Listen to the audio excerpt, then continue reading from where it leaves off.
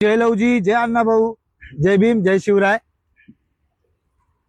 ही मुंबई आहे ना, ह्या मुंबईला खास करून तर मुंबईत ठेवण्याचं काम साहित्यरत्न लोकशाहीर अण्णाभाऊ साठे, शाहीर अमर शेख आणि जे हुतात्मा झाले त्यांचं आहे।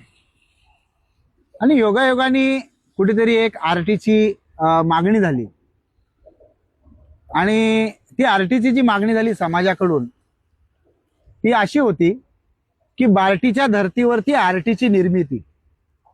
आणि त्या आरटीच्या निर्मितीच्या बाबतीमध्ये जर बोलायचं झालं तर योगायोगाने नाही तर खऱ्या अर्थाने जी कर्मभूमी होती साहित्यरत्न लोकशाहीर अण्णाभाऊ साठेंची मुंबई, चिराग घाटकोपर नगर सारख्या ठिकाणी त्यांची ती कर्मभूमी आहे। आणि हा एक असा जिल्हा आहे मुंबई की इथे प्रत्येक गावातून, जिल्ह्यातून, विदेशातून इथे येता येतं, इथे पोचता येतं, इथे साधन आहे। आणि ते आरटीची निर्मिती झाली, ते आरटीचं एक ऑफिस झालं साहित्यरत्न लोकशाहीर अण्णाभाऊ साठेंच्या नावाने संशोधन प्रशिक्षण केंद्र म्हणून। आणि त्याच केंद्राला कुठेतरी ना आता हलवण्याचं काम चाललंय।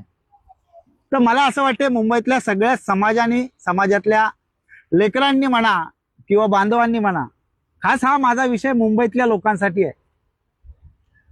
साहित्यरत्न लोकशाहीर अण्णाभाऊ साठेंचं अस्तित्व हे तुम्ही घालवताय का, हा माझा तुम्हाला प्रश्न आहे।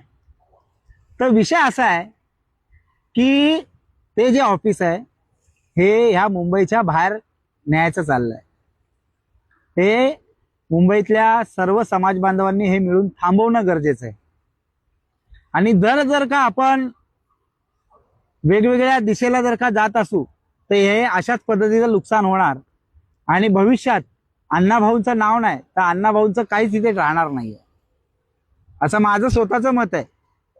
आणि ह्या माझ्या मताला तुम्ही किती सहमत आहात हे देखील मला सांगा। त्याचं कारण असं आहे, इतकं मोठं जिथून अण्णाभाऊंच्या नावाने मुलं विदेशात शिकायला जाणार आहेत, स्पर्धा परीक्षा, सगळ्या गोष्टी,